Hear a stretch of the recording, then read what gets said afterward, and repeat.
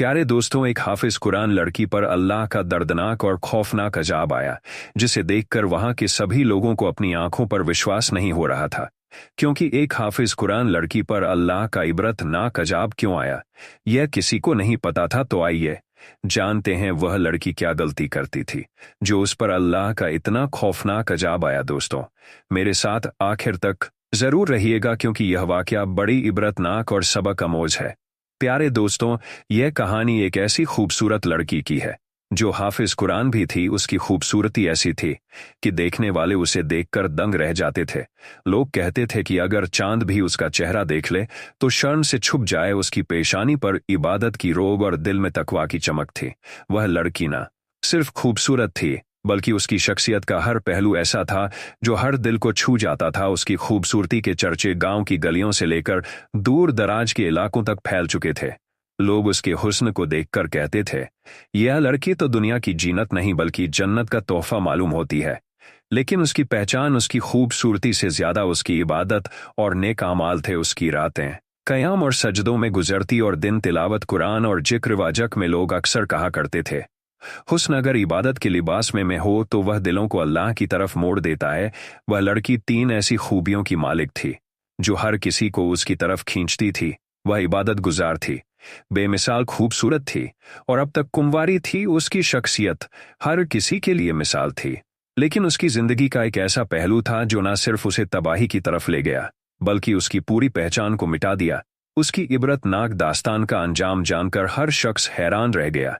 हर लड़का उस लड़की से निकाह करने की तमन्ना लिए दिल में उम्मीद का दिया जलाए बैठा था। लोग कहते, जो इस लड़की को अपना नसीब बनाएगा वह यकीन दुनिया और आखिर तक दोनों में कामयाब इंसान होगा। उसकी चाल, उसके बात करने का अंदाज और उसकी शर्म और हया सबको हैरानी में डाल देते थे।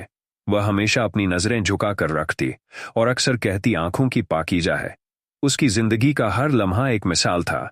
उसकी शख्सियत हर इंसान को यह सिखाती थी कि हुस्न तभी मुकम्मल होता है जब उसमें तकवा और इबादत का रंग शामिल हो। लोग उसकी तारीफ करते हुए कहते, यह लड़की जमीन पर अल्लाह की रहमत का नमूना है, जिसकी खूबसूरती और नेकी का हर पहलू दूसरों को कायल कर देता है। आखिर तमाम लड़कों में से एक खुशनसीब लड़के का नसीब जाग उठा। वह लड़का भी अल्लाह का बहुत बड़ा इबादत गुजरा था। वह लड़का जिसकी किस्मत का सितारा चमका, उसी के साथ इस खूबसूरत लड़की का निकाह तय हुआ। पूरे गांव में खुशी की लहर दौड़ गई। हर तरफ से मुबारकबाद के पैगाम आने लगे। हर जुबान पर एक ही जुमला था, यार तू तो बड़ा खुशनसीब निकला, तुझे दुनिया की सबसे हसीन और नेक लड़की मिली। जब शादी का दिन आया तो हर आंख उस जोड़े को देखने के लिए बेकरार थी। दुल्हन सफेद लिबास में कुरान की रोशनी और हुस्न की चमक के साथ ऐसी लग रही थी जैसे आसमानी हूर जमीन पर उतर आई हो। दूल्हा खुशी और शुक्र के जज्बात से भरपूर हर पल यही सोच रहा था कि अल्लाह ने उस पर कितना बड़ा कर्म किया है। लोग दूल्हे से कहते, तुझे अल्लाह ने अपनी रहमतों से नवाजा है। इस लड़की का मिलना किसी मोजिद से कम नहीं। हर शख्स कहता, तूने अपनी किस्मत को जगा लिया है। यह लड़की न सिर्फ खूबसूरत है बल्कि नेक भी है, और ऐसी बीवी हर किसी को नसीब नहीं होती। खैर, जब दूल्हा कमरे के अंदर दाखिल हुआ तो दुल्हन पलंग पर बैठी हुई थी। उसकी नजरें शर्म से झुकी हुई थी, जैसे कोई चांद अपनी रोशनी छुपाए बैठा हो। कमरे में मुकम्मल सुकून था। दुल्हन के लिबास की खुशबू और माहौल की खामोशी ने हर चीज को खास बना दिया था। दूल्हा आहिस्ता आहिस्ता कदम बढ़ाते हुए दुल्हन के करीब पहुंचा। उसके दिल में खुशी और जज्बात का एक तूफान था। वह अपने आप से कह रहा था, आज से ये मेरी जिंदगी की साथी है, मेरा सुकून, मेरा सहारा है। दूल्हा उसके करीब बैठा और नर्म लहजे में बोला, ऐ मेरी शरीक हयात, मैं तुमसे वादा करता हूं कि हमेशा तुम्हारे साथ रहूंगा, तुम्हें हर खुशी दूंगा और तुम्हारे दुखों को अपने दिल पर सहूं। मैं तुम्हारी इज्जत करूंगा और तुम्हारे माँ बाप की खिदमत उसी तरह करूंगा जैसे अपने वालिद की करता हूं। जिंदगी की हर आजमाइश में हम साथ रहेंगे और तुम्हें कभी अकेला नहीं छोड़ूंगा। खैर, खूबसूरत बीवी के साथ खूबसूरत लम्हे गुजरते गए। उनकी जिंदगी मोहब्बत और सुकून का हसीन संगम बन गई। हर दिन एक नई खुशी लेकर आता और शौहर हमेशा अपनी बीवी को देखकर दिल ही दिल में अल्लाह का शुक्र अदा करता कि उसे दुनिया की सबसे हसीन और नेक बीवी मिली। लेकिन वक्त हमेशा एक जैसा नहीं रहता। जिंदगी की खुशियों में कभी कभी ऐसे इम्तिहान आते हैं जो इंसान को अंदर से तोड़कर रख देते हैं। कभी कभी अल्लाह का सख्त आजमाइश आता है, और मेरी बीवी की जिंदगी में एक ऐसा वक्त आया जो हर किसी के लिए यकीन करना मुश्किल था। उसे एक ऐसी जानलेवा बीमारी ने जकड़ लिया जिसने न सिर्फ उसके जिस्म को कमजोर कर दिया, बल्कि उसकी वह खूबसूरती भी मुरझा दी जो कभी लोगों के लिए हैरत का सबब हुआ करती थी। शौहर दिन रात उसकी खिदमत में लगा रहता, उसकी बिगड़ती हालत देखकर उसका दिल दर्द से भर जाता, मगर वह हिम्मत नहीं हारता। उसकी हर सांस अल्लाह से दुआ में गुजरती, या अल्लाह मेरी बीवी को शिफा दे, यह मेरे दिल का सुकून है। मगर फिर वह दिन आ गया जो उसके लिए सबसे बड़ा इम्तिहान था। मौत ने उसकी जिंदगी की सबसे बड़ी खुशी को हमेशा के लिए छीन लिया। उसकी बीवी का इंतकाल हो गया, और वह शौहर जिसने अपनी सारी खुशियां उसकी मुस्कुराहट में देखी थी, गहरे सदमे में डूब गया। उसकी दुनिया वीरान हो गई और हर खुशी जैसे उससे दूर चली गई। जब औरतें उसकी मिट को गुस देने लगी तो उनके सामने एक अजीब और खौफनाक मंजर आया। वह बीवी जो कभी हुस्न की मिसाल थी और जिसका हुस्न चांद को भी शर्मिंदा कर देता था, उसकी सूरत अब बिल्कुल बदल चुकी थी। उसके चेहरे पर ऐसी सख्ती और बदसूरती छा गई थी कि औरतें उसे देखकर कांप उठी।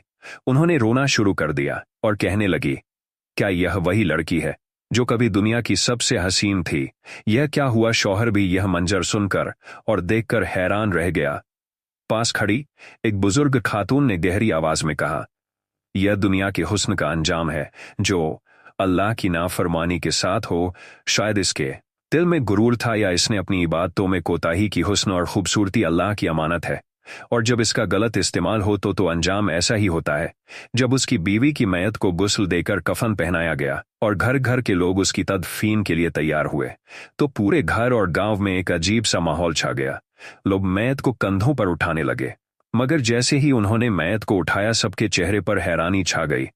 मैयत का वजन इतना ज्यादा था कि लोगों को ऐसा महसूस हुआ जैसे वह किसी भारी पत्थर या लोहे का बोझ उठा रहे हो। जनाजा उठाने वाले कदम कदम पर थक कर बैठने लगते, कोई गिरता तो कोई संभालता, लेकिन बड़ी मुश्किल से मैयत को लेकर कब्रिस्तान पहुंचे।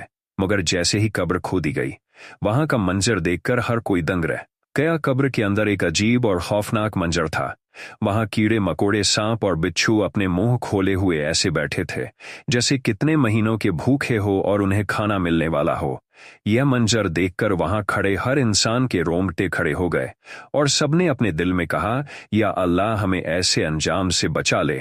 कीड़े मकोड़े, बिच्छू और सांप अपने मुंह खोले हुए ऐसे बैठे थे जैसे बैठे थे वह महीनों के भूखे हो और उनके लिए कोई खाना आ रहा हो।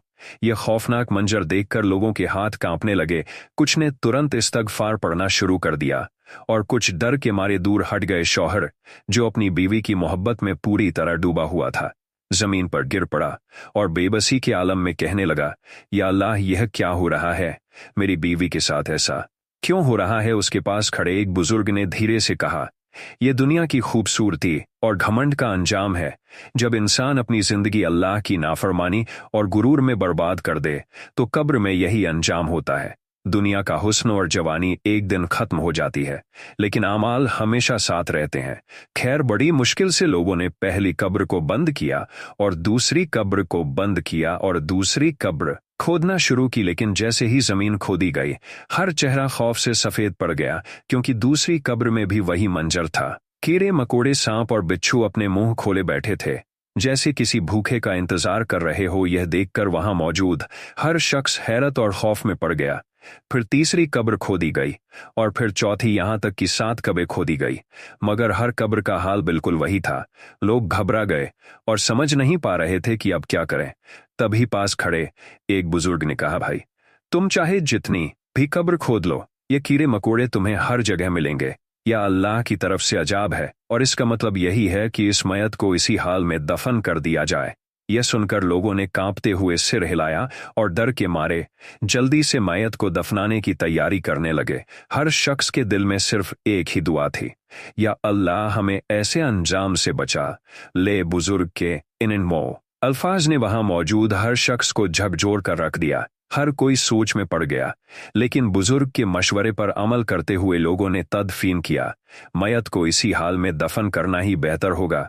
सबने अपनी आंखें बंद कर ली, जैसे वह उस खौफनाक मंजर को देखना ही नहीं चाहते थे। बड़ी जल्दी जल्दी मैयत को कब्र में रखा गया, मिट्टी डाली गई और हर कोई खौफ के मारे वहां से दूर भागने की कोशिश कर लगा लोग कब्रिस्तान से घर की तरफ दौड़ रहे थे, लेकिन अचानक पीछे से शौहर ने बुलंद आवाज में सबको पुकारा, है भागने वालों, ठहरो, पहले यह तो जान लो कि मेरी बीवी की कब्र के अंदर अजाब की वजह क्या है। आखिर कौन से गुनाहों ने उसकी तमाम इबादतों को छाया कर दिया और उसे दुनिया और आखिरत में जलील और रुसवा कर दिया। यह सुनकर सबके कदम ठहर गए। हर कोई हैरान और मुतजन्स पूछा, बताओ वह कौन से गुनाह थे जो उसने इतने शौक से किए, जिन्होंने उसकी दुनिया को भी बर्बाद किया और आखिरत को भी तबाह कर दिया। शौहर ने सबको करीब आने के लिए कहा। जब सब लोग उसके पास जमा हो गए तो उसने कहा, ऐसा करो, अपनी अपनी औरतों को भी बुला लो ताकि वह भी यह बातें सुन सके और सबक हासिल कर सके। शौहर के इस हुक्म पर लोग अपनी बीवियों को बुलाने चले गए और थोड़ी ही देर में वहां हर शख्स और उसकी की औरतें जमा हो गई। माहौल खामोश और खौफनाक था और हर कोई यह जानने के लिए बेचैन था कि आखिर वह गुनाह क्या थे जो इतनी बड़ी तबाही का सबब बने। यह बात सुनकर मर्दों ने अपनी बीवियों को बुलाया और थोड़ी ही देर में सब औरतें वहां जमा हो गई।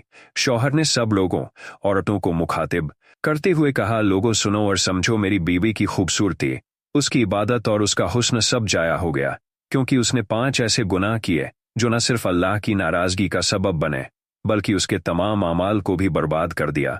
मैं तुमसे सिर्फ इतना कहूंगा कि अपनी औरतों से कहो कि चाहे कुछ भी हो, वह अपने शौहर को यह 5 जुमले कभी ना बोले। औरतों ने फौरन कहा, जल्दी से बताइए, वह कौन से 5 जुमले हैं जो हमें अपने शौहर को नहीं बोलने चाहिए। शौहर ने गहरी सांस ली और आंसुओं से भरी आवाज में कहा, मेरी बीवी की सबसे बड़ी गलती यह थी कि वह बातों बातों में मुझे मेरी गरीबी के ताने देती थी। वह कहती थी, तुम गरीब हो और मेरे मायके वाले अमीर हैं, उन्होंने मेरे साथ जुल्म किया, मुझे तुम्हारे जैसे निकम्मे और गरीब आदमी से बांध दिया। उसका यह जुमला मेरे दिल की गहराइयों तक मुझे चोट पहुंचाता था। हर बार मैं यह सुनकर टूट जाता था। इबरतनाक बीवी का शौहर के इन अल्फाज ने वहां मौजूद हर इंसान को सोचने पर मजबूर कर दिया। औरतें शर्मिंदगी के आलम में अपने दिलों में माफी मांगने लगी और सबक हासिल करने की कोशिश करने लगी। माहौल पर खामोशी छा गई और सबको उस बीवी की नाकामियों का एहसास होने लगा। मैं सारी रात यह सोचकर रोता था कि मेरी बीवी मुझे मेरी गरीबी की वजह से हकीर समझती है, हालांकि मैं अपनी इस्तिता के मुताबिक उसकी हर जरूरत पूरी करने की कोशिश करता था। उसके यह ताने मेरे दिल को छलनी कर देते थे और मैं अल्लाह के सामने शिकवा करने पर मजबूर हो जाता था कि यह अल्लाह, मैं कब तक यह ताने सुनता रहूंगा। शौहर ने कुछ देर रुककर फिर कहा, मेरी बीवी का दूसरा जुमला यह था कि जब मैं पूरे दिन उसके लिए काम करता, सख्त मेहनत मजदूरी करके शाम को थका हारा घर लौटता, तो वह कभी मेरे लिए नर्म लहजे में मेरा इस्तकबाल नहीं करती थी। मैं सोचता था कि वह मेरी मेहनत को सराहेगी, लेकिन वह मुझे देखते ही ऐसे जुमले बोल देती थी जो मेरी कान को और बढ़ा देते थे। वह कहती, तुमसे तो कोई काम ढंग से नहीं होता, तुम्हें कुछ भी करना नहीं आता। उसके यह अल्फाज मेरे दिल पर बोझ डाल देते थे और मैं पूरी रात अल्लाह से फरियाद करता था कि या अल्लाह, यह कैसी आजमाइश है। शौहर ने अपनी बात जारी रखी और गहरी सांस लेते हुए कहा, मेरी बीवी का तीसरा जुमला यह था कि वह मेरे माँ बाप को गालियां देती थी, वह उन्हें पसंद नहीं करती थी और उनके बारे में ऐसे अल्फ इस्तेमाल करती थी जो मैं किसी दुश्मन के लिए भी नहीं कह सकता। मैं अपने माँ बाप का बहुत इज्जत करता था, लेकिन जब वह उन्हें बुरा भला कहती तो मेरा दिल खून के आंसू रोता था। मैं सोचता था कि जिस माँ ने मुझे पाला, जिस बाप ने मेरी परवरिश की, उनके लिए वह इतनी बेरहम क्यों है। शौहर की बातें सुनकर वहां मौजूद हर शख्स और औरतें सोच में पड़ गए। हर किसी के दिल में गुनाहों का एहसास और तौबा का जज्बा जाग उठा। माहौल खामोश हो गया और हर कोई यह समझने लगा कि अपने अल्फाज और रवैये का असर दूसरों की जिंदगी पर कितना गहरा होता है। यह कहकर शौहर ने सर झुका लिया और कहा, यह जुमले ना सिर्फ मेरे दिल को जख्मी करते थे, बल्कि यह मेरी जिंदगी को बेकरार और बेसुकून बना देते थे। शौहर ने गहरी सांस ली और कहा, मेरी बीवी का चौथा जुमला यह था कि वह हर उस बात पर मेरी नाशुक्र करती थी जो मैं उसकी मोहब्बत और मेहनत से करता था। मैं उसके आराम और खुशियों के लिए हर मुमकिन कोशिश करता था, लेकिन वह मेरे हर एहसान को भूल जाती थी। वह कहती, तुमने मेरे लिए किया ही क्या है।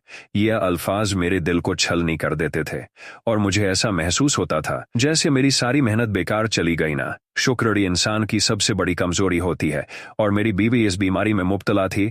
फिर शौहर ने कांपते हुए कहा, मेरी बीवी का पांचवा जो जुमला सबसे ज्यादा तकलीफ दे था। वह अपने हुस्न पर गुरूर करती थी, अपने हुस्न पर नाज करती थी।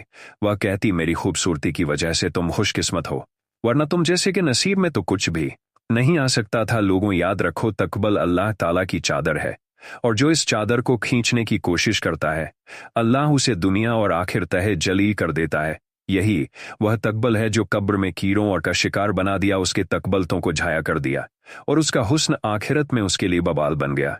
शौहर की बातें सुनकर हर किसी के दिल में खौफ और शर्मिंदगी का एहसास जाग उठा। औरतें अपने अल्फाज और अमाल पर सोचने लगी, और हर कोई अल्लाह से तौबा करने की दुआ करने लगा।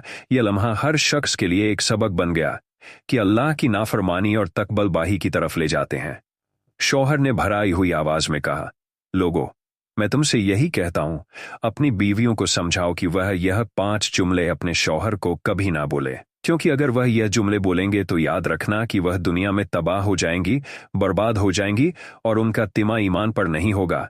उनकी कब्र जहन्नम के गढ़ों में से एक गढ़ा बन जाएगी। आखिर में शौहर ने दोनों हाथ उठाए और रोते हुए दुआ की, या अल्लाह, हमें इन 5 गुनाहों से बचा, हमें इन अल्फाज को अपनी जबान पर लाने से महफूज रख, और हमें तौबा करने की तौफीक अता फरमा।